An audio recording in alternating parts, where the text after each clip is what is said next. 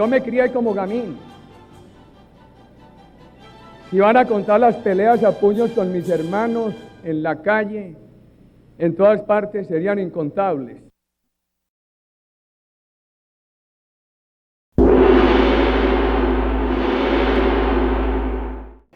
Hemos ejecutado la operación Jaque.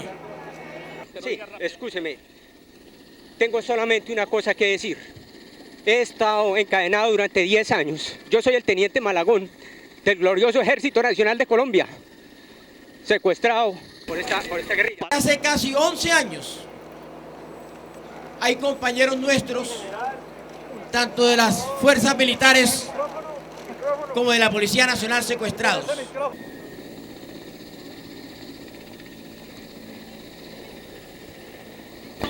Bueno, por política del canal no podemos transmitir, no podemos dejar transmitir al grupo de prisioneros. Esta operación Jaque, que la iniciamos en el mes de junio, concretamente como tal. La iniciamos una operación de inteligencia militar, solos, sin ningún tipo de apoyo raro. Quiero decirles que infiltramos a las FARC, al secretariado de las FARC. Logramos meternos ahí y los convencimos de que estaban hablando entre ellos mismos. No se disparó contra los guerrilleros. Fueron reducidos los 2 que abordaron el helicóptero. Ante todo y sobre todo, darle una felicitación muy sincera, muy de corazón a nuestro ejército, a nuestra fuerza pública. Interesaba el rescate de los secuestrados, como efectivamente se hizo. ¡Siempre lo esperamos, siempre! ¡10 años esperando! ¡10 años esperando al ejército! Fue un rescate de película. Una epopeya militar. Jaque mate a las FARC, indiscutiblemente. Colombia entera está feliz hoy, porque ustedes regresaron. Hoy, más que nunca, me siento inmensamente orgulloso de ser el comandante del ejército de todos los colombianos. ¡Viva Colombia!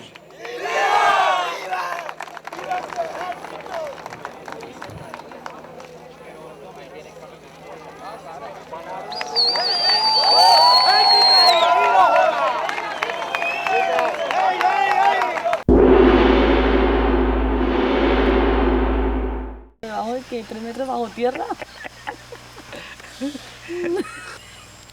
No hubo tiempo. No, señor.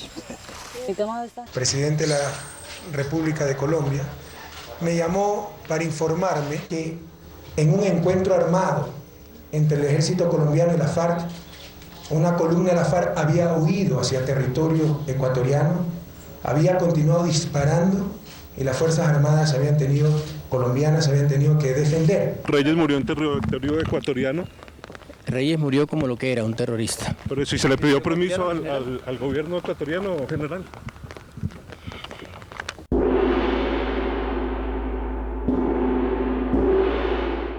Ayer en la mañana, a las tropas que se encontraban allí sobre ese cerco, se entregó el sujeto alias Rojas con 2 más. Él aprovechó precisamente ese estado de tensión que había al interior, asesinó a Iván Ríos, generó la alarma dentro del campamento y aprovechó ese momento para volarse. Pero necesitamos algo para que el gobierno te cumpla, es que usted entregue a alias Karina. Le envié una carta donde le decía cómo se le ha puesto la situación y que tuviera pendiente que a ella le iban a meter una operación. Karina tiene una hija a la cual le había el DAS puesto un novio hacía 4 o 5 años, un funcionario del DAS, para ubicar y hacerle seguimiento a Karina por medio de una llamada o de una visita que le hiciera a su hija. En cuanto a el estado de las FARC, pues cada día están más débiles, cada día su moral, su ánimo de combate se disminuye. Esta operación lo demostró. En lugar de enfrentar la tropa, huyeron, abandonaron a su jefe, abandonaron a su cabecilla, y eso dice muchísimo. Desde hace 2 años para acá, que hemos mantenido una presión total sobre este frente, lo hemos disminuido y consideramos que en el día de hoy este frente no tiene más de 50 integrantes, se están entregando la mayoría de ellos.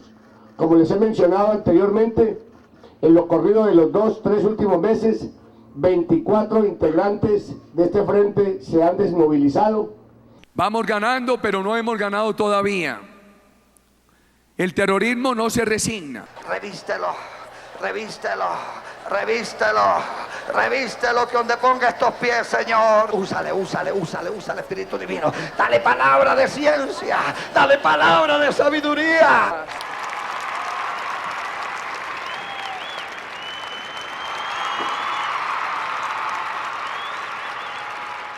El presidente Uribe, yo creo que a él le debemos dar gracias, porque si no es por él no estuviéramos acá hoy en día en el campo. Los colombianos nunca más tendremos un presidente como él, ni si lo mandamos a hacer. Por Uribe, por eso es que voy a votar, no hay más nadie. Ella también va a votar por él, todos nosotros. Por el presidente.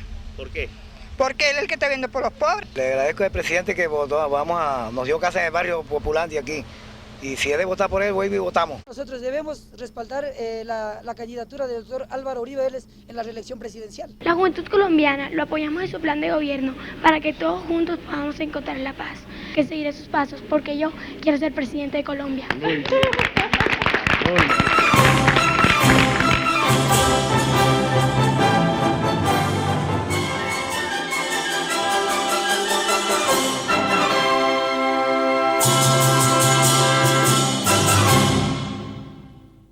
Hace muchos años había un emperador tan aficionado a los trajes nuevos que gastaba todas sus rentas en vestir con la máxima elegancia.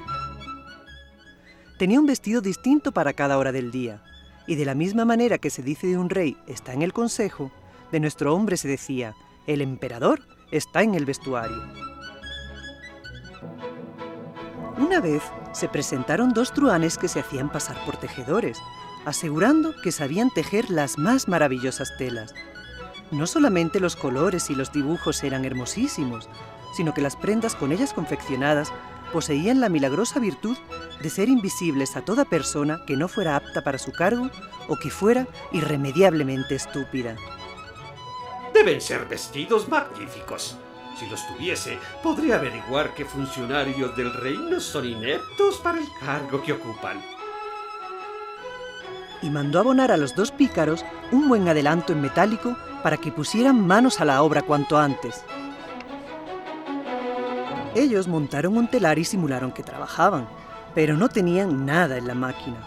A pesar de ello, se hicieron suministrar las sedas más finas y el oro de mejor calidad, que se embolsaron bonitamente mientras seguían haciendo como que trabajaban en los telares vacíos hasta muy entrada la noche.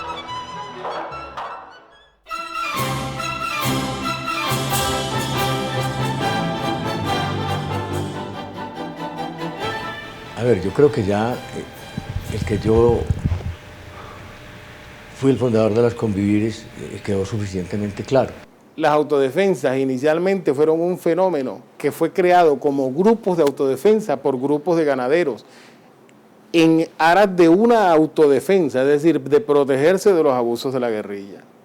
Acabar con las bases de la guerrilla y de la subversión y de la insurrección y el descontento y de todo lo peligroso, a cambio, ¿no es cierto?, de permitir el narcotráfico. A ver, me tocó coordinar esas actividades porque era un programa de gobierno del hoy presidente Álvaro Uribe Vélez. ¿Y usted dice que hoy no son paramilitares las Convivir tampoco? No, y le comento, mire, en Antioquia funcionaron legalmente 69 Convivires.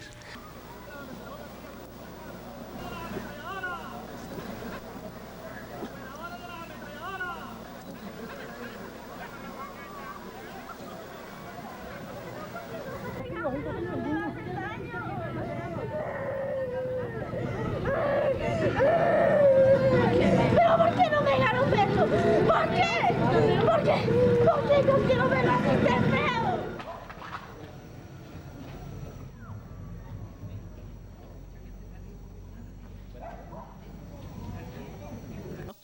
creo que mi hijo para nadie sea ofensivo, señor. Mi hijo era una persona sana. No que lo hagan de esta manera, yo no esperaba esa noticia así. Ay, malditos los que se lo comieron, amigos, sin haberles hecho una defensa a nadie. Dios mío, ¿por qué? Cuando oí la razón, que es que un poco he muerto por arriba, me fui a ver. Y ahí estaba mi hermano Jairo. Yo lo reconocí muy fácil. Y el otro hermano lo reconocí también. Fue por lo que el hombre usa un anillito de cobre y una llavecita que compartimos ahora a tiempo.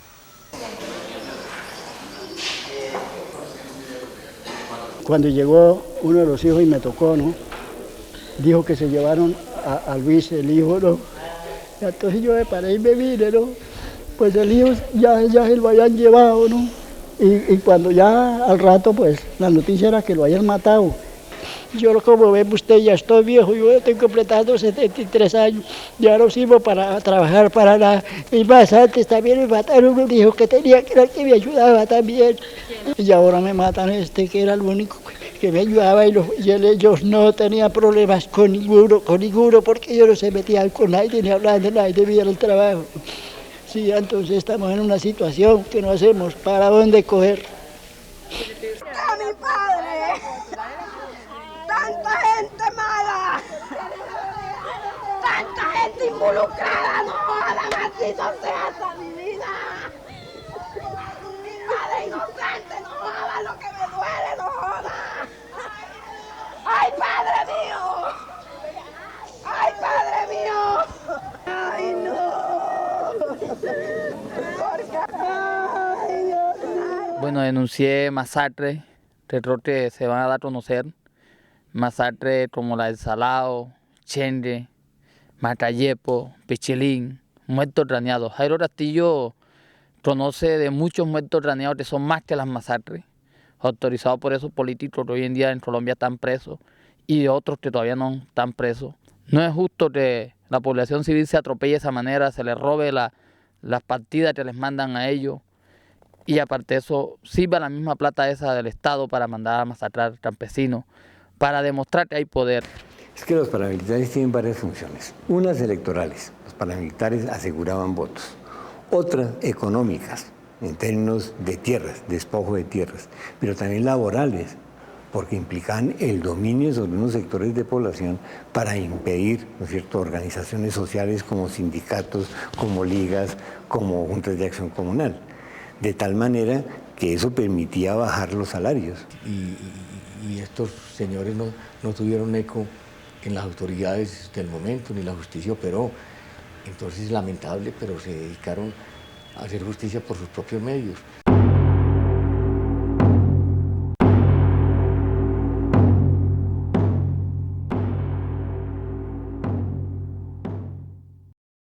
Muchos de los que atacan al gobierno diciendo que el presidente es paramilitar, en el fondo lo que están es muertos de la rabia.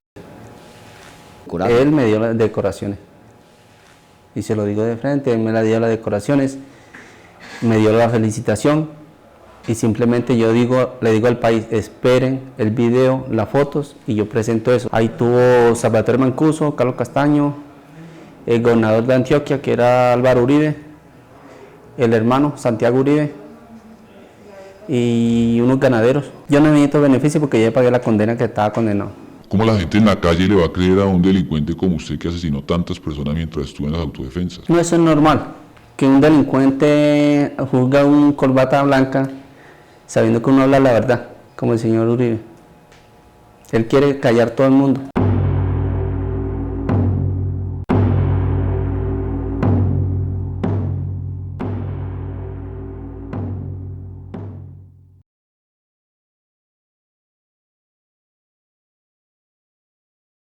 Álvaro Uribe Vélez, un político colombiano y senador dedicado a colaborar con el cartel de Medellín en los niveles más altos del gobierno. Uribe estuvo relacionado con un negocio que involucraba actividades con narcóticos en los Estados Unidos. Su padre fue asesinado por su conexión con traficantes de narcóticos. Uribe ha trabajado para el cartel de Medellín y es un cercano amigo personal de Pablo Escobar Gaviria. Él ha participado en la campaña política de Escobar para ganar una posición como suplente en el Congreso.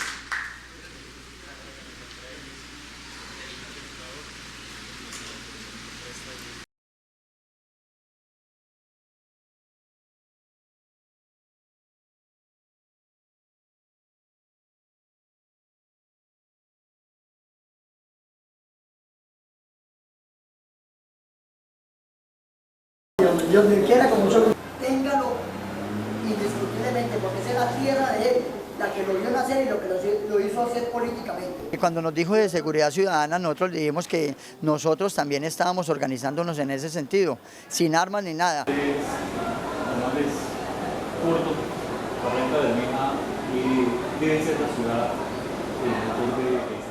Entre ellos el comandante Omar, de la comuna número 1 de la ciudad, estaba Cisneris Sánchez, que hoy es, Cisneris mejor, que ella es desmovilizada, inclusive además muy conocida porque estigmatizaba, señalaba a las organizaciones sociales de Barrancabermeja.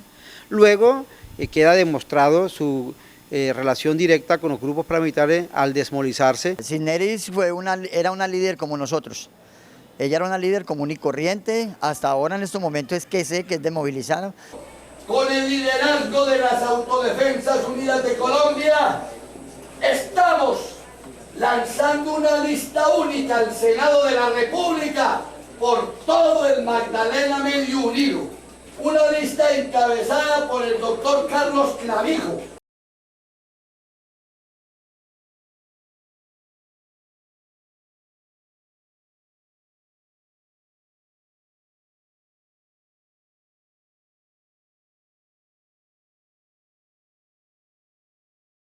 Apreciados amigos de Puerto Berrío, un saludo muy afectuoso. Doctor Álvaro Uribe Vélez, futuro y seguro presidente de los colombianos. Muy buenas noches, doctor Carlos Arturo Clavijo, también muy seguro senador de la República de Colombia, para quien pido un fuerte aplauso.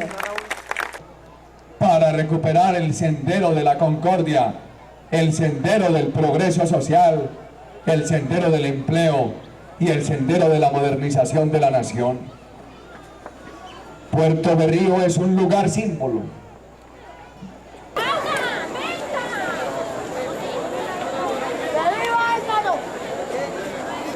A todos mis afectuosos saludos, estoy muy contento de encontrarme en esta reunión que es de vida. Todos los caminos conducen al presidente de la República. No hago sino pedir que se investigue su conducta. En el departamento de Córdoba, en donde era la base del señor Mancuso y del señor Castaño, es en donde Uribe tiene sus más importantes bienes materiales, el ubérrimo y demás cosas.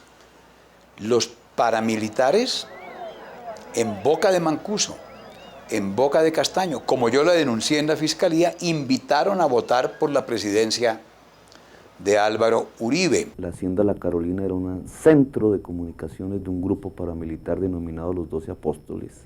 Hacienda que es propiedad del actual presidente de la República. Mario Vélez Ochoa, Juan Diego Vélez Ochoa, Roberto Luis Vélez Ochoa y su padre Roberto Vélez Ochoa. Estos señores son familiares de los Ochoa Vázquez, del cartel de Medellín, y al mismo tiempo familiares del presidente de la República. ¿Y por qué en esa región había ese grupo paramilitar con miembros de la familia del presidente, igualmente ligados a los Ochoa Vázquez? Tengo que decir que sus esfuerzos no han sido tan contundentes como usted hubiera esperado. Yo creo que Colombia no se decide a dar esa negociación, a coger el toro por los cuernos, a saber y a sacarle al narcotráfico cuál es la estructura política y económica con la que gobierna Colombia, porque no se siente con la autoridad moral de hacer esa negociación. Y no se siente con la autoridad moral porque evidentemente no la tiene, porque un gobierno y un Estado que tiene sistemáticamente a más representantes del narcotráfico dentro de su coalición de gobierno no tiene la autoridad moral para hacer esa negociación y teme hacerla, y teme que si la hace lo señalen de estar encubriendo al narcotráfico. Eleonora era una muchacha casada con un médico que ejercía en el puesto de salud de Caramelo.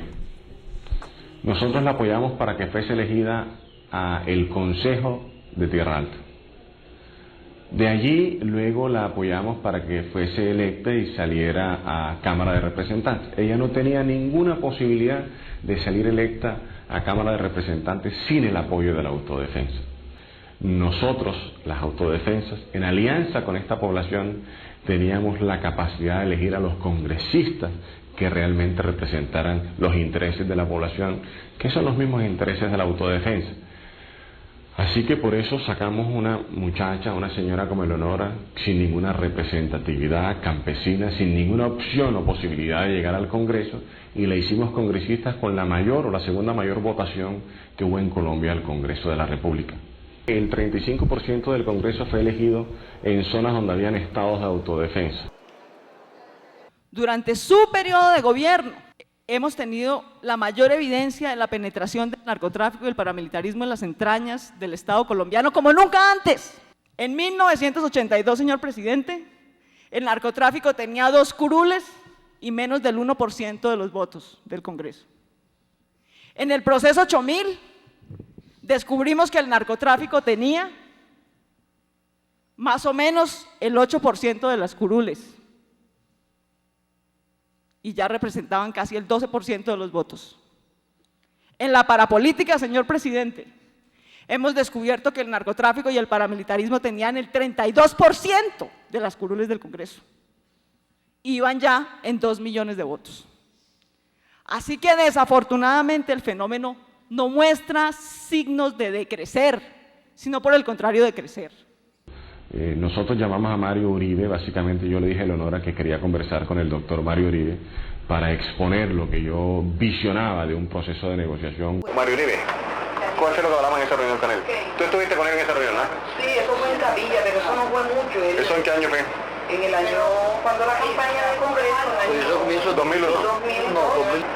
Más bien hablando de que él estaba en el departamento, algo así, que él estaba aspirando, que él estaba aspirando y que iba a votar conmigo para Cámara. Fuimos a hacer un acuerdo para qué, para decirme que él iba a apoyar tanto para Cámara en los sectores esos de Montelíbano, Sagún. Dijo usted, cito sus palabras, que hacían parte de una coalición de gobierno, que apoyaba una gestión legislativa y que usted se sentía tranquilo de mostrar esta gestión legislativa ante el mundo. Señor presidente, déjeme usar un término coloquial, no hay almuerzos gratis. Nadie da apoyos gratis y menos en la política. A todos los congresistas que nos han apoyado, que mientras no estén en la cárcel, a votar las transferencias, a votar la capitalización de Ecopetrol, a votar la reforma tributaria. Porque nosotros, esa trampita de que yo no les puedo pedir el voto porque es inmoral, pero eso sí, que la oposición nos deje sin aprobar esta agenda legislativa, de ninguna manera, de combate somos. No le salió gratis al gobierno de Ernesto Samper el apoyo de los congresistas del proceso 8000 y no le ha salido gratis al país y a su gobierno el apoyo a su gestión legislativa de los parapolíticos en el Congreso. No tenga duda de eso. Entonces yo sí le insisto, esos son los hechos, como ciudadana ya, no solo como analista. Tener vínculos con grupos armados ilegales impide, de hecho, ejercer funciones de dignidad dentro de la democracia. Él necesitaba el apoyo de ese grupo de políticos que terminó siendo detenido, entonces buscó ese apoyo a través de mí porque yo había trabajado en sus campañas, participé del fraude electoral y todo. La mayoría de esos políticos, como posteriormente se demostró ante la justicia colombiana, fueron apoyados por grupos de autodefensa en su aspiración a llegar al Congreso. Por lo tanto, cuando el presidente Uribe repartió la burocracia entre ellos, indirectamente la repartió entre las autodefensas, porque esos señores habían sido puestos por las autodefensas. El 30% del Congreso era paramilitar y seguramente el 50% de la administración pública era también paramilitar. Yo lo único que le puedo decir es que desde el DAS, en la administración de Jorge Noguera, se realizaron actividades de narcotráfico, en la cual estuvieron involucrados altos funcionarios del DAS. De ahí se compraron armas y sé que alguna parte de esas armas fueron entregadas al Bloque Norte. ¿Sabe por qué nombré a Jorge Noguera? Porque lo conocí como una persona incontaminada, como un joven honesto, transparente. Y él me dijo, no te preocupes, que el presidente y el fiscal están al tanto de esto y ellos nos protegen en su momento. Supuestamente Jorge Noguera entregó información al Bloque Norte, a Jorge 40 a otros paramilitares de personas que deberían ser asesinadas. Es el caso del profesor Correa de Andrés de la Universidad del Atlántico, de Zuli Cudina, una dirigente sindical. Hay una lista de sindicalistas de Antoc que fueron amenazados, desplazados. Hay unos asesinatos también de sindicalistas de Sintra Agrícola. Que son los asesinatos de líderes sindicales, tanto agrarios como urbanos. La posición hoy día de los Estados Unidos tiene que ver con eso, lo del TLC, ¿no es cierto? La exigencia de la libertad de los sindicatos y de la organización sindical muestra que hubo, ¿no es cierto?, en los gobiernos pasados una política de exterminio del sindicalismo para bajar la mano de obra y permitir una relativa competencia exitosa en el mercado internacional. Se está viendo hoy día el INCODE, en la registraduría, ¿cómo se llama?, en la oficina esta de administración de bienes de los narcos, me olvidó el nombre, de estupefacientes. Es decir, en muchísimas partes estaban metidos ya. Así que seguramente en la banca también, en la industria, en la bolsa. Entonces era peligroso. El grupo de los chanceros que financiaron la campaña del presidente Uribe responden a las órdenes de Nilce López Lagata a través de varias de sus empresas. Que eso es mentira, esos son montajes y calumnias, y estoy segura que eso no existe ni en ninguna fiscalía ni en ninguna parte, porque yo nunca he financiado grupos paramilitares, y menos para masacre. A Lagata las indican muchísimas confesiones y testimonios de paramilitares mismos en la comisión de masacres, complicidad y financiación del paramilitarismo. Yo ni financio grupos paramilitares, ni tengo dinero sucio, ni financié la campaña del doctor Uribe. Ojalá lo hubiera podido hacer, que con mucho gusto lo hubiera hecho. La rata pidió mi cabeza, le pidió a Mono que me matara. Y hubo una reunión en Trapilla, fueron muchos comandantes de la autodefensa, hablaron por mí. Y el Mono me perdonó la vida y ahí conocí yo a la rata. Entonces la rata me llamó a Mandé, yo fui con Pitufo alias Felipe. ¿Cómo patrocinaron la masacre del Salado? Como la señora Nilce López alias La Gata, que está detenida hoy en día. Esa vez le entregó 30 millones de pesos a Felipe y le dijo: quiero los trabajadores cuanto antes.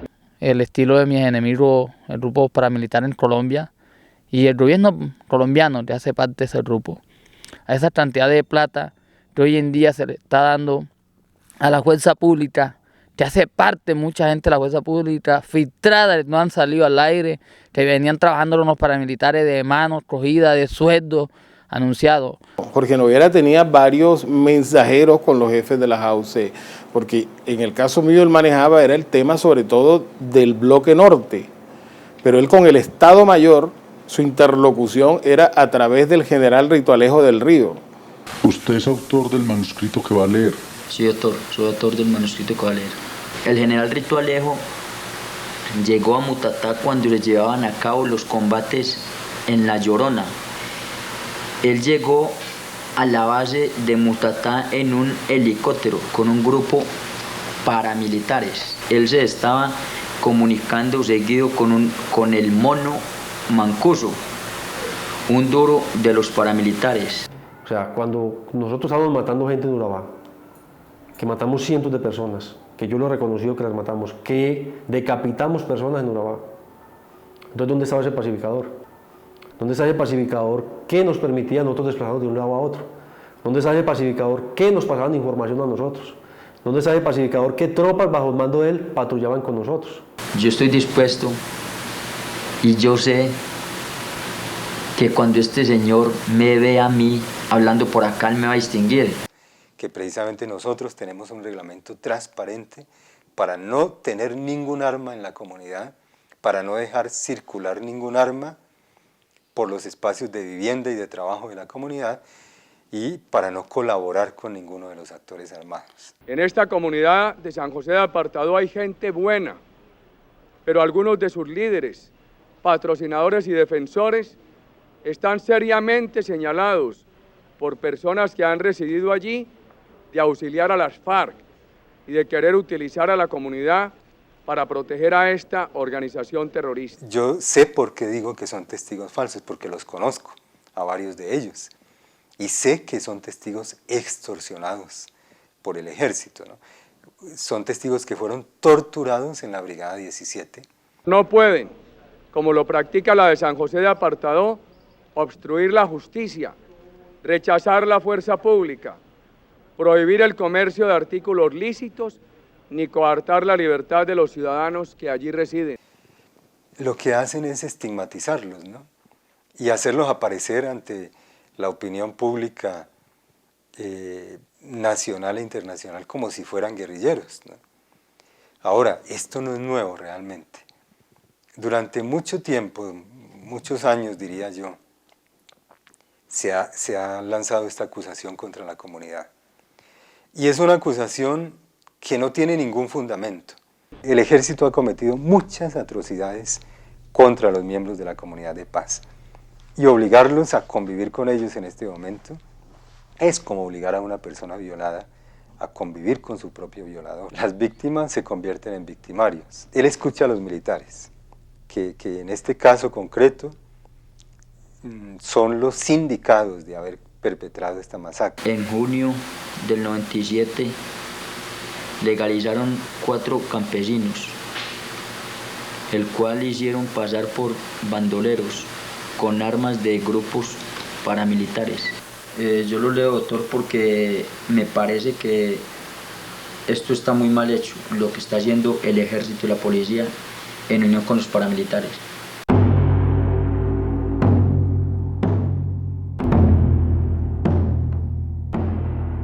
Porque van a seguir los mismos empresarios apoyando grupos, porque los empresarios que apoyan solamente les interesa el dinero. Vamos a seguir con las mismas fuerzas públicas apoyando por el desespero de resultados, ya que los presionan para que den resultados. Mira lo que le hicieron a mi papá, ¿qué es esto? Ay, no, Lo que le hicieron a mi papá. Esta es la ley, la puta mierda que le hablaba en la que vivimos, ¿cierto? Esta es la puta mierda en la que vivimos. Ven y registra todo esto. Registra armas, por favor, ¿dónde están las armas? ¿Dónde están las armas que dicen que hay aquí? ¿Dónde están las armas? ¿Dónde? Registra todo esto, por favor.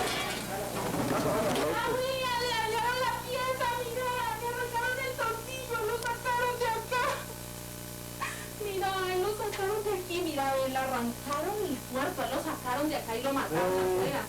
Nosotros estamos denunciando a los 11 militares que desarrollaron el operativo. Entre esos militares está Manuel Arturo Pavón Jaimes, que era quien comandaba la patrulla. Ahora, desde hace mucho tiempo, es mayor del Ejército Nacional. Inicialmente hubo un decreto que se conoce como el decreto Boina, que eran las bonificaciones para operaciones de importancia nacional, en la cual a miembros de la tropa se otorgaban importantes sumas de dinero por dar de baja personas reportadas como miembros de la guerrilla. Lo que no se le contó al país es que después de haber derogado el decreto se mantuvo de manera secreta una directiva que mantenía estas mismas remuneraciones económicas por presentar personas como dadas de baja en combate.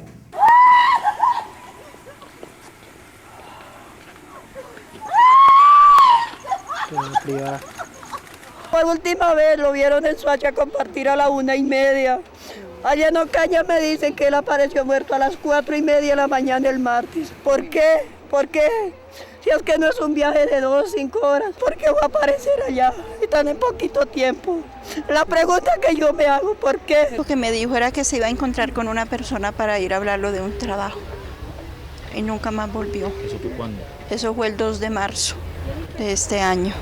Salió a las 7 de la noche. Lo que me dijeron a mí en medicina legal y en la fiscalía de allá de Cimitarra fue que él fue abatido, que él había muerto en combate a las 2:45 del día 5 de marzo. Y mi hijo salió de su casa el día 4, a las 8:30 de la mañana. Incluso él está camuflado con botas, está con otra ropa. Porque estos jóvenes inocentes están pagando por algo que ellos no deben.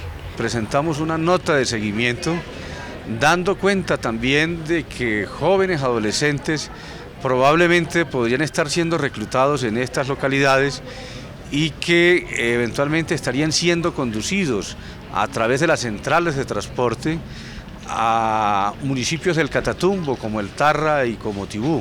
los mismos procedimientos, se llevaban hasta Ocaña y cuando ya daban orden de batallón ir a llevarlos, listo, los llevábamos y se los entregamos a Ejército. Ellos lo hablan en las tiendas, cómo los vendieron, cuánto les dieron. O sea, ellos hablan tranquilamente de qué está pasando con los muchachos. Que los jóvenes desaparecidos de Soacha fueron dados de baja en combate. No fueron a recoger café, iban con propósitos delincuenciales y no murieron un día después de su desaparición, sino un mes más tarde. Dice que lo que le había buscado el trabajo era un amigo de él que se llama Adolfo Guerrero, que es soldado profesional del batallón Grupo Rondón de Buenavista. Es una historia dramática y sobre todo es una historia muy colombiana con la cual todos nos vamos a identificar.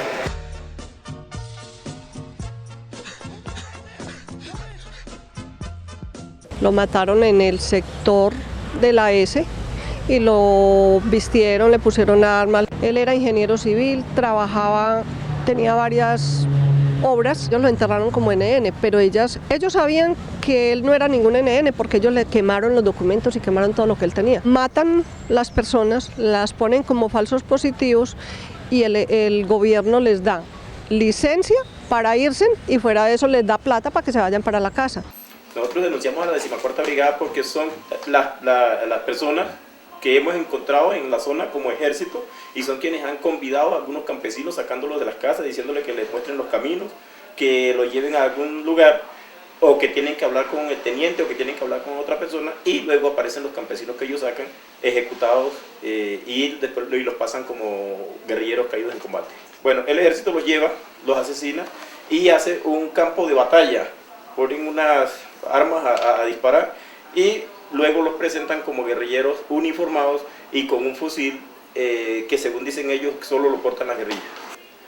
A los campesinos tienen que sacarlos de cualquier manera, a como toque. Entonces el gobierno de Uribe ha utilizado dentro de su seguridad democrática al Ejército vistiéndolo de civil para que mate a los campesinos y en algunos casos vistiéndolo de águilas negras, para que maten a los campesinos, para que desalojen el territorio y no hay que darle nada a los campesinos en contraprestación por sus bienes o por sus fincas o por todos los ganados y lo que tienen los campesinos en la zona.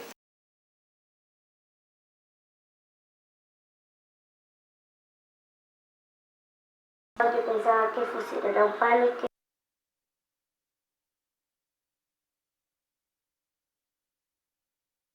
pusieron a un señor a hacer el hueco, que ahí lo iban a enterrar a él con la mujer y que él tuvo que arrodillársele para que no los mataran. El niño presenta 3 impactos de bala en la cabecita. Mi hermano tiene 2. El Comando General de las Fuerzas Militares lamenta informar a la opinión pública que en desarrollo de una operación militar en proximidades del municipio de Cajamarca resultaron muertos los señores Albeiro Mendoza Reyes, Norberto Mendoza Reyes, la señora Yamile de Mendoza y 2 menores de edad. Estaban pues ahí todos tirados, ensangrados. El niño quedó encima de ella lo tenía abrazado. Y quiero que haya justicia en esto, porque mi hijo no es guerrillero ni tampoco es hijo de un guerrillero. Es hijo de un padre muy humilde, como lo soy yo con todos mis hijos. Y es un niño, porque es un angelito de escasos 14 años. Me lo quitaron. Y quiero que esto se haga justicia, porque esto no se puede quedar así. Esa criaturita pequeñita, ¿será que creen que ese era un guerrillero? No creo.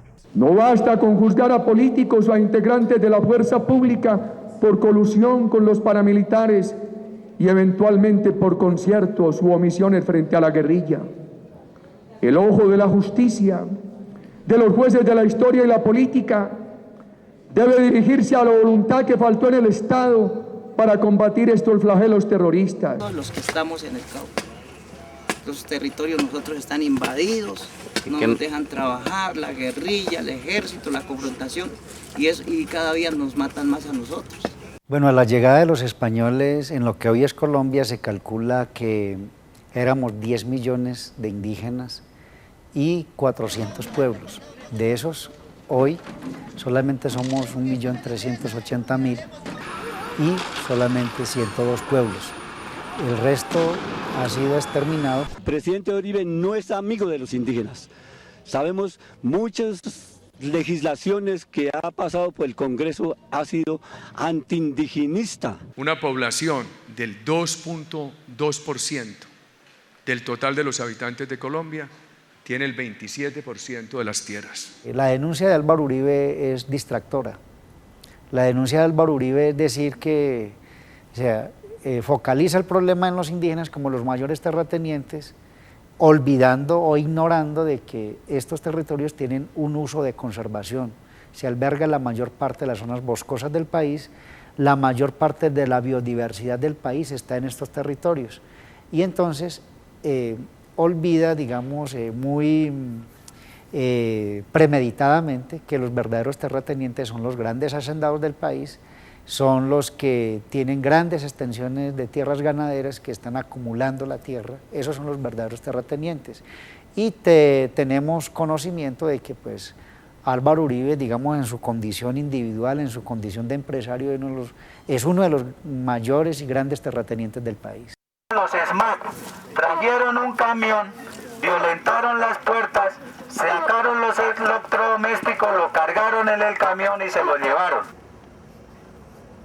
Ahí se ve cómo el ESMAD invade territorio indígena, están al interior de unas casas, las cuales golpearon, abrieron la puerta como se ve ahí, la chapa, la fuerza. Los antimotines, porque a ellos fue que encontramos ahí todos adentro. Nos dejaron sin mercado, ahorita no tenemos ni siquiera ni que darle comer a los hijos. Claro. ¿A qué hora llegaron el ESMAD a hacer esos daños? Ellos ahorita yo le ayudo anteayer y hoy por la mañana también. Pues, anteayer habían dejado un poquito de cosas, pero ahora sí acabaron fue con todo.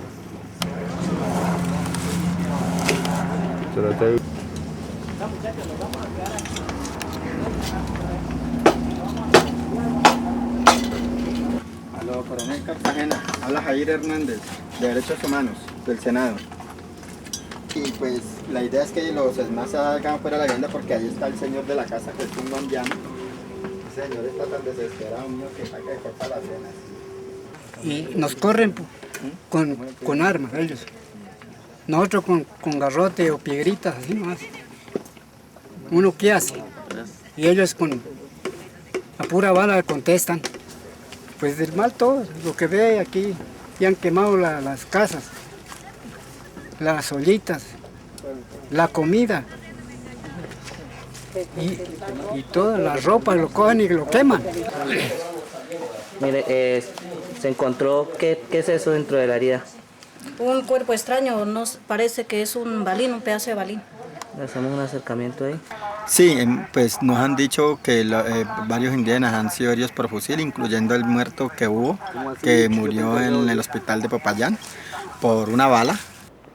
No, lo que pasa es que los indígenas son estorbosos, lo mismo que las comunidades negras, porque constitucionalmente son propiedades colectivas, que no pueden ser apropiadas individualmente. Están firmando ahí.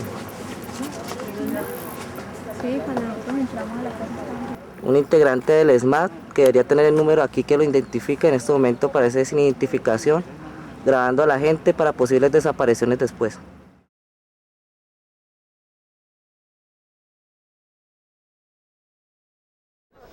Bueno, como ustedes se darán cuenta, estamos todos los hombres de la estructura del bloque Catatumbo concentrados hoy aquí en Campo 2.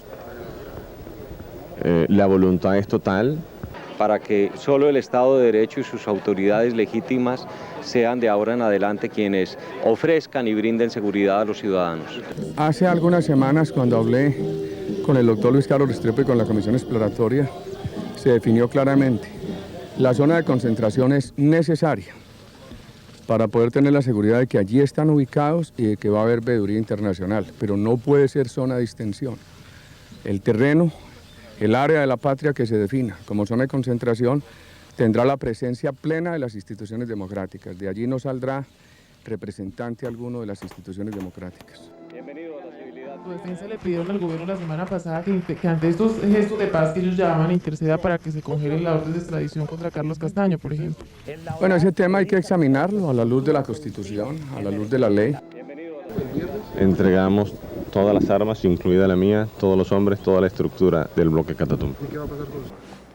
Los paramilitares entregaron estructuras artificiales, es decir, de los 30.000 que se entregaron, 20.000 eran reclutados al efecto, es decir, reclutados para los paramilitares para entregar las armas, ¿no? Y recibir subsidios.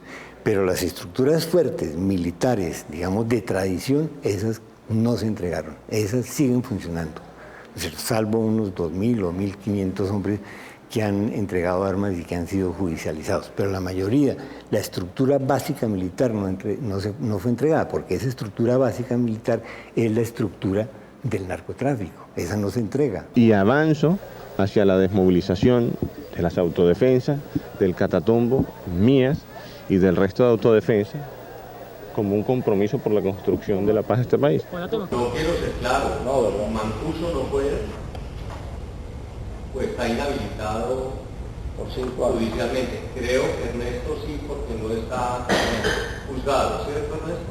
Es decir, juzgado. Tú no estás condenado, ¿no? Yo no estoy condenado por paramilitarismo, pero eso sería indultable. ¿Y lo mío no sería indultado? No. Pero lo de Ernesto sí, porque es por paramilitarismo, entonces eso lo asimilaríamos al delito político. Ahí no va a haber perdón y olvido, la justicia va a operar, se van a esclarecer completamente los hechos, va a haber condena, el único camino que hay no es el de la cárcel.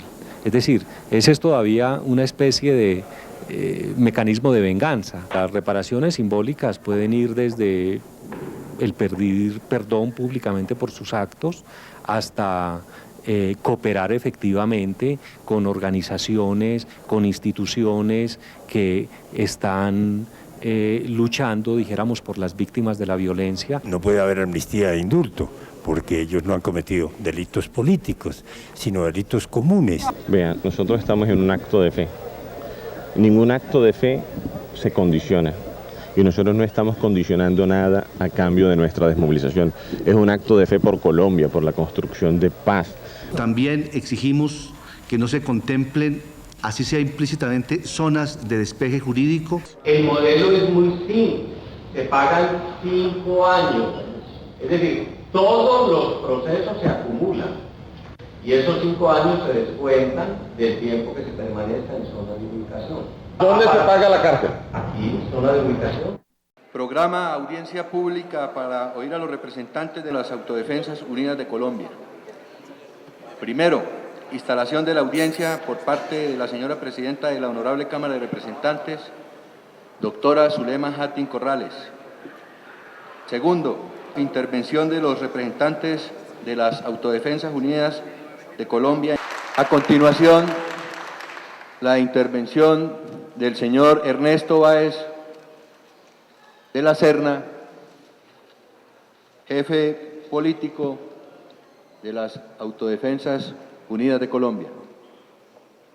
Señores y señoras, aquí está solo una de las fotos de los miles... Disculpen, las barras no están autorizadas para hablar. Si siguen hablando, tenemos que desocupar. Señor secretario. Doctora Zulema Hattin Corrales, presidente de la Honorable Cámara de Representantes. Doctor Carlos Alberto Zuluaga Díaz, primer vicepresidente de la Cámara de Representantes. Doctor Jorge Carmelo Pérez Alvarado, segundo vicepresidente de la Cámara de Representantes. Mayor Vega, le pedimos el favor a las barras guardar silencio. El Mayor Vega.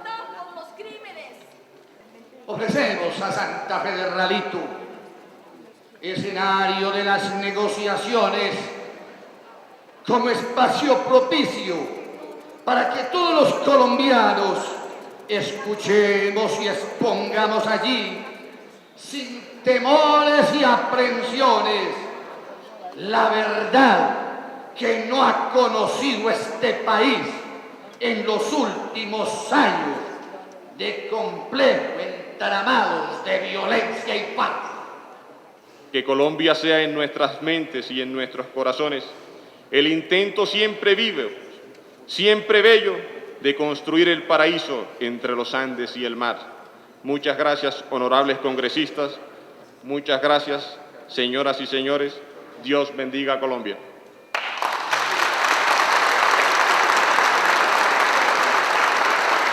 Lo que nosotros consideramos es que este es un acto supremamente indigno, un acto en el cual se postra el país ante sectores que han provocado tanta sufrimiento y tanto dolor en Colombia. Y las víctimas, lo único que tenemos que decir aquí es que estamos presentes y que no nos vamos a callar. Vamos a exigir nuestros derechos a la verdad, a la justicia y la justicia. Hemos sentido dolor, hemos producido dolor, son acciones que nos hacen hacernos un cuestionamiento interno por nuestra vida, por nuestra educación cristiana. Hombre, el abandono en el que dejamos a nuestra familia, a nuestros padres, a nuestros amigos, las consecuencias duras del conflicto. Vea, nadie sabe lo duro que ha sido el camino que hemos tenido que recorrer para llegar hoy hasta aquí, hasta la desmovilización. Solamente nosotros que hemos tenido que padecer las consecuencias sabemos cuáles han sido los sufrimientos. Ahora, lo que es cada día más evidente, y se notan las declaraciones de HH, de Mancuso, de este otro, el alemán, del Tuso Sierra, etcétera, etcétera, es que fueron traicionados, ¿no? Ellos se sienten traicionados. Y naturalmente eso implica una especie de chantaje, ¿no? a la gente que los protegió, los armó y los apuntaló. Que nosotros sabemos mucho, así que traten de no estrujarnos mucho porque sabemos mucho y podemos hablar.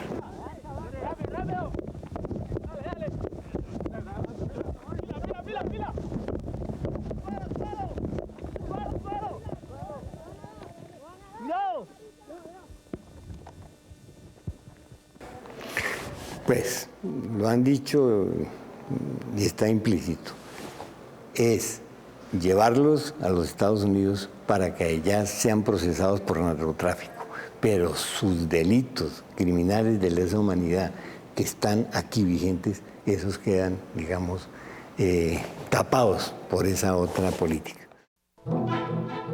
Enviaré a mi viejo ministro a que visite los tejedores. Es un hombre honrado y el más indicado para juzgar de las cualidades de la tela, pues tiene talento y no hay quien desempeñe el cargo como él. El viejo y digno ministro se presentó en la sala ocupada por los dos embaucadores, los cuales seguían trabajando en los telares vacíos. Dios nos ampare, pero si no veo nada, Dios santo, ¿seré tonto acaso? Jamás lo hubiera creído, y nadie tiene que saberlo. No puedo decir que no he visto la tela. ¿Qué? ¿No dice su majestad nada del tejido? ¡Oh, precioso! ¡Maravilloso! ¡Qué dibujo y qué colores! Desde luego, diré al emperador que me ha gustado extraordinariamente.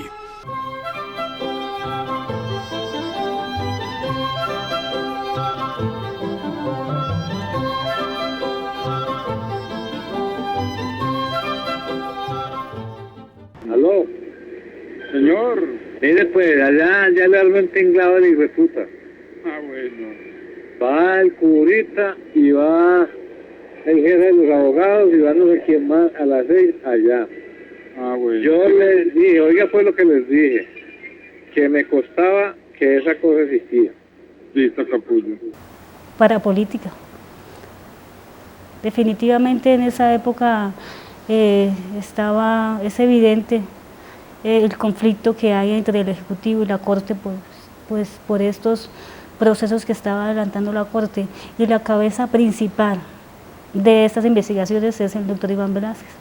Si estas personas del gobierno encontraron que efectivamente era intrascendente, insignificante, lo que finalmente el 23 de abril le entregaron Job y Diego Álvarez, ¿por qué entonces nunca le informaron a la Corte que los paramilitares estaban haciendo algo contra la Corte?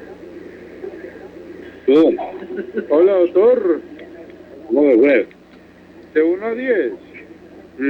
Por ahí 11. ¿Verdad? Sí. Bueno. Pregúntele al monito y me dice cómo la vio él. Pues la vio bien, pero como esa es la versión de él, me faltaba la suya. Fue el curita. Sí, claro. Que hables con aquel. ¿Quién es aquel? El curita. Que si vos estabas por acá, yo le dije que sí. Como que te necesita, no hay que llamarlo a ver. ¿Cuál cura? Pues el cura, el periodista. Aló. ¿Cuál cura, hombre? César.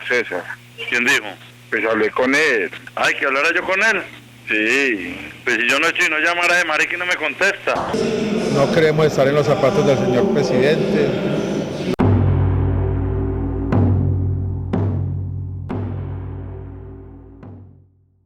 No solamente arrollar a la Corte Suprema de Justicia, sino hacerle perder credibilidad, intimidar a la Corte Suprema de Justicia, intimidar a la Fiscalía, que por supuesto ya está del lado de él. Aquí venían órdenes del Ejecutivo, donde pedían que se investigara a estos magistrados de la Corte Suprema de Justicia, vulnerándose así el derecho fundamental de la intimidad de estas personas. Se ordenaron averiguaciones sobre las transacciones que hacían estos magistrados, sobre los bienes que adquirían o que adquirieron, sobre los movimientos bancarios que se hicieron, y eso es una información reservada. Se realizaron reuniones en el mismo DAS, en Palacio, y todos pidiendo información al respecto. Y entonces, ¿cómo desconocer la gravedad de esta conducta cuando esos funcionarios públicos que están al servicio del Estado encaminan sus actividades a realizar estas clases de actividades delictivas? Estimo que esas interceptaciones constituyen un gravísimo atentado contra la independencia y la autonomía de los jueces, de todos los jueces de la República y de la Corte Suprema de Justicia. Esta es una gigantesca operación de complot, de guerra sucia, que organizaron en la Casa de Nariño. Me parece que también es un hecho muy grave, toda vez que es un organismo del Estado que depende del señor presidente de la República. Ha sido norma de este gobierno decir las cosas rapidito y con absoluta franqueza, sin que la prensa tenga que reblujar con ganzúa la verdad. Porque no es posible que desde hace 5 meses ellos hubieran tenido noticias, si fuese tangencial por mi parte, de lo que estaba ocurriendo, y resulta que tuvieron que venir primero los medios, crear el escándalo, antes de que las autoridades tomaran cartas en el asunto. Pero no solamente contra los magistrados de la Corte Suprema de Justicia, sino contra 2 honorables senadores de la República. Se infiltró el teléfono de la senadora Piedad Córdoba. Se hicieron seguimientos dentro y fuera del país. No me cabe ninguna duda que el motivo que llevó a agentes del DAS bajo órdenes superiores a seguirme, interceptar mi teléfono e investigarme es el paramilitarismo de Antioquia, que tenía muy nervioso al gobierno colombiano, que José Obdulio estaba al tanto de lo que íbamos investigando dentro de mi oficina en el Congreso de la República. Por ejemplo, en el caso del doctor Petro, se aportó una hoja de vida, se aportaron las fotografías de su padre, de su esposa, se tomaron otros datos. El presidente tiene una gran incapacidad para ser jefe de Estado en un Estado de Derecho porque no admite límites ni admite controles. La doctora Piedad Córdoba y el doctor Gustavo Petro son opositores del gobierno y así siempre lo han dicho desde un primer momento. Y entonces ese hecho de ser opositores les da el derecho a los funcionarios del DAS investigar su vida íntima, seguirlos como se hizo. ¿Para qué? Para poner en conocimiento al Ejecutivo esas situaciones. No sabemos finalmente qué se pretendía con ello. Para mí me parece que es absolutamente escandaloso que un servicio de inteligencia del Estado adscrito a la presidencia esté grabando a la oposición, esté haciéndole seguimientos e interceptaciones a las altas cortes, que esté tratando de buscar información a ver qué hablan los periodistas. No solo se pone en riesgo la vida de los periodistas, que de alguna manera ya sabemos que pues en este oficio pues corremos riesgos, sino que también estaría en riesgo la vida de personas que se comunican con uno. La labor periodística de manera independiente hoy está amenazada en Colombia. No tenemos garantías para seguir ejerciendo mi profesión independiente. Y segundo, no hay garantías para el disenso, no hay garantías para la oposición. Yo creo que esto dista mucho de ser una democracia. política. Si algo necesita un país de su periodismo es que sea objetivo, no que quiera desacreditar a su país. Yo cumplía órdenes, señor. Claro, pero es que yo no puedo cuestionar ese tipo de órdenes porque viene de mi superior. Si no cuestiona a mi jefe, ni cuestiona a la doctora María del Pilar, porque yo, que soy el último eslabón. Él lo que me manifestaba era que esa información no se desviaba, sino que el único receptor iba a ser la directora María del Pilar y el presidente. Sí, pero, o sea, ahora dándome cuenta, mi información pues alimentaba muchas áreas de inteligencia. Sabemos que se usa la inteligencia del Estado con propósitos políticos. Tenemos que saber quién da las órdenes y a quién llega esa información y para qué la usa. ¿Y cómo una detective con un salario de 1.200.000 puede meter una grabadora de aproximadamente 50 millones de pesos? Es que la seguridad nacional es el presidente, y yo lo sentía así. En esto de la filtración, cabría el símil con la frase bíblica, en la relación entre el periodista y el investigador. Tan grave pagar por la peca como pecar por la paga. Los estafadores pidieron entonces más dinero, seda y oro, ya que lo necesitaban para seguir tejiendo. Todo fue a parar a sus bolsillos, pues ni una sola hebra se empleó en el telar, y ellos continuaron, como antes, trabajando en las máquinas vacías. El gobierno tiene el proyecto de impulsar unos desarrollos productivos de gran importancia en esta área del Meta, del Bichada, en la Orinoquía colombiana, que nos permitan reasentamientos de población desplazada. Hay un proyecto inicial para instalar aquí 1.000 familias de desplazados, con unos proyectos productivos importantes que les garanticen calidad de vida.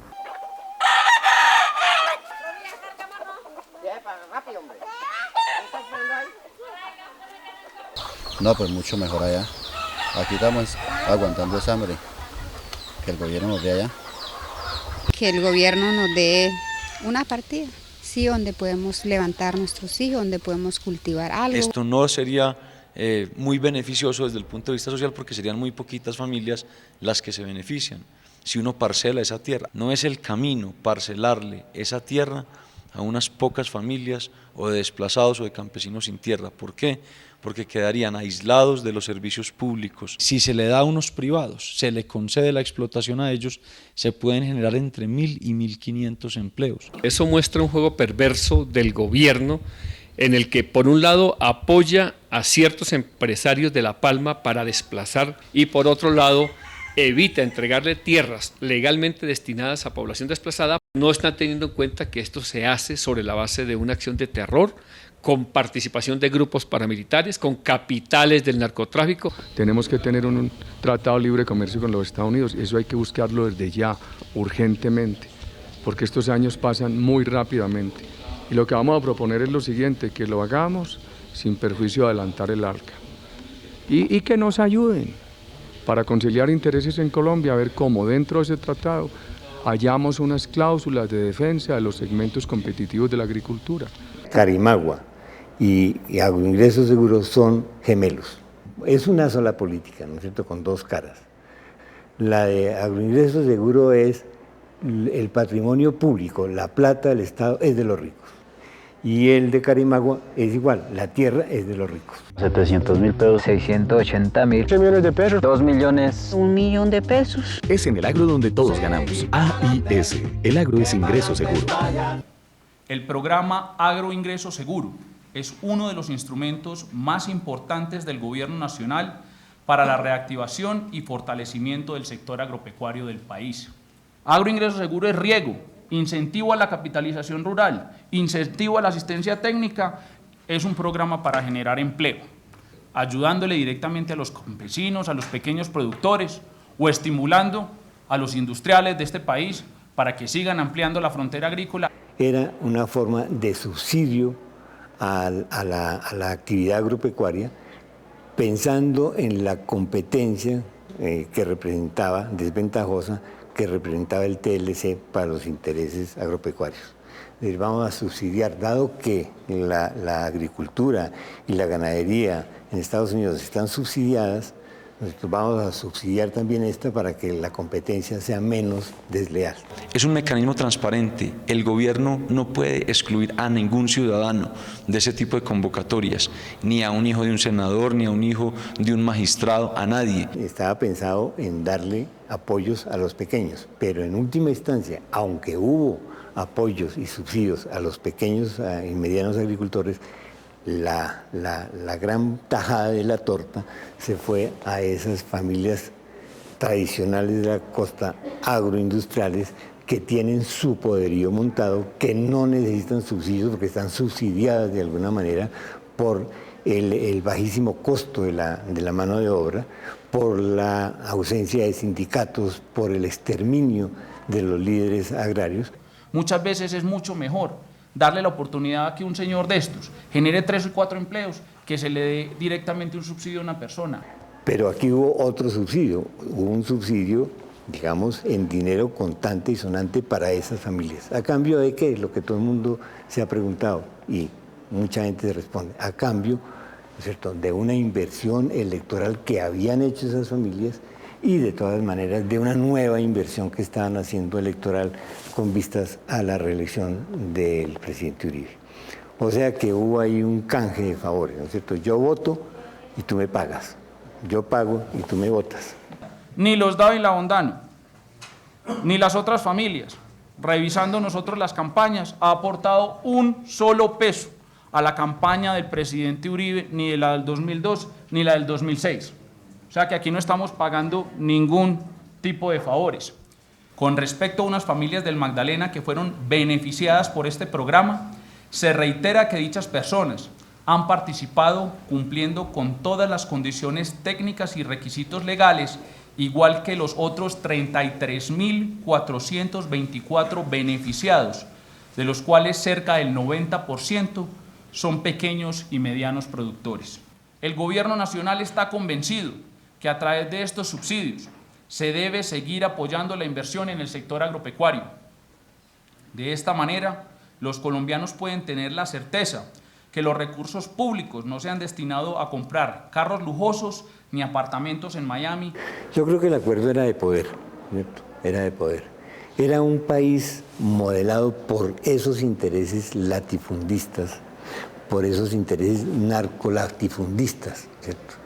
Es decir, por el modelo que finalmente se trató de imponer en Carimagua y en Agroingreso Seguro. Esos modelos plutocráticos, ¿no es cierto?, de dominio territorial, de unas familias o de unos grupos de intereses económicos en general, sobre grandes sectores de la población colombiana. Yo creo que ese era el panorama. El nuevo país de que hablan ellos era ese país, un país manejado por esas nuevas estructuras sociales en cuya cabeza estaba el narcotráfico. Todos los moradores de la capital hablaban de la magnífica tela, tanto que el emperador quiso verla con sus propios ojos antes de que la sacasen del telar. ¿Verdad que es admirable?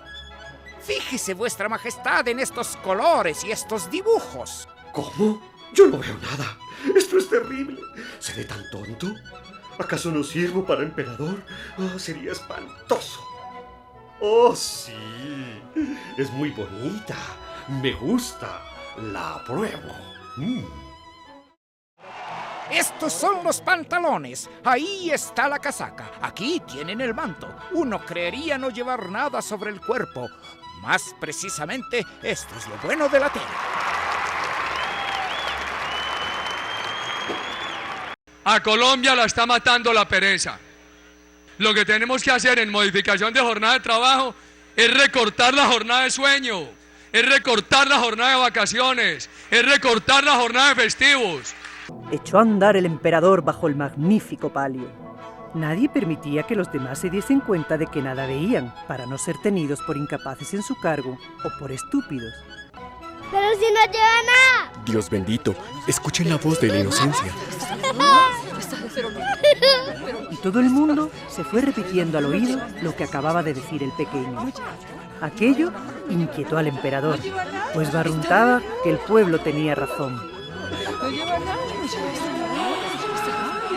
Apreciados compatriotas, tengo un deseo, el deseo de poder servir a Colombia desde cualquier trinchera, desde cualquier circunstancia, hasta el último día de la vida. Apreciados compatriotas, me anima una ilusión, que nuestra democracia mejore el rumbo, pero que no abandone el rumbo.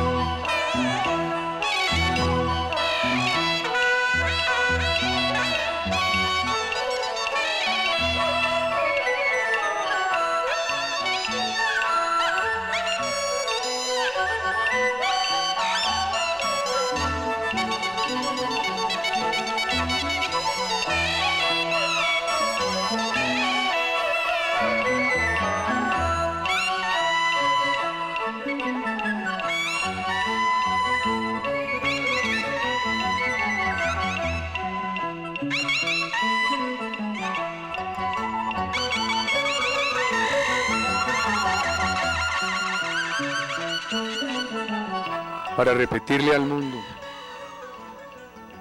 nuestros helicópteros no llevaron insignias.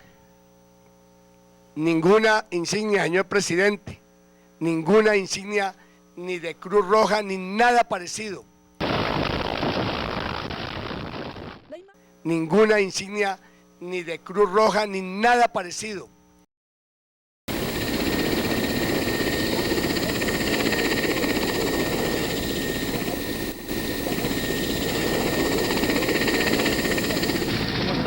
Yo poco español. ¿Bien?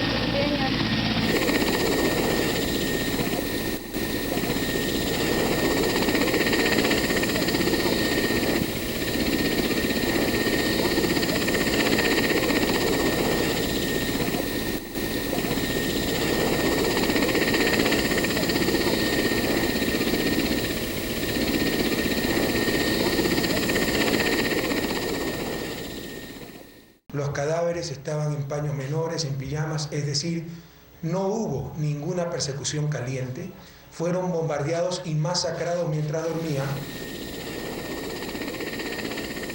Lo que no nos habían dicho es que era un bombardeo en nuestro territorio, planificado, deliberado, ordenado por el propio presidente Uribe.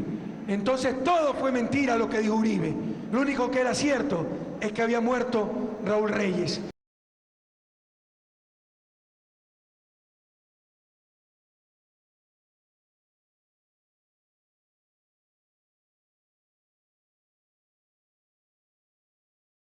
Tres pelotones llegaron a menos de 300 metros de su ubicación.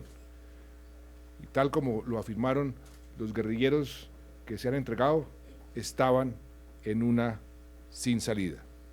El ejército no nos tenía cercados. Unos días antes, para asegurarse de que la pistola le funcionara bien, cambió la pistola de Rojas por la pistola de Iván Ríos. O sea que lo asesinó con la misma pistola de Iván Ríos. Yo tenía que saberlo hacer. Y eso es algo sorpresivo. Llega donde el comandante y le dice, ¿ustedes están buscando a Iván Ríos? Dice, sí, efectivamente, dice, aquí lo tengo. Y saca la mano que le había amputado. Llevábamos 15 días, ya la alimentación pues escaseaba. Se decidió reconocerle el pago de una recompensa a las 3 fuentes principales, al igual que a alias Rojas, por la información suministrada. Tengo testigo y tengo pruebas de que el ministro estuvo allí y me dijo esas palabras. Me dijo, el gobierno te cumplirá con ubicación en el exterior, el pago de la recompensa, protección de usted y de su familia. El pago de recompensas está concebido para que se dé información con miras a detener a las personas, no con la posibilidad de asesinar a las personas. Creo que las recompensas se deben seguir dando para que el gobierno tenga credibilidad ante los guerrilleros. Si se habla, se cumple.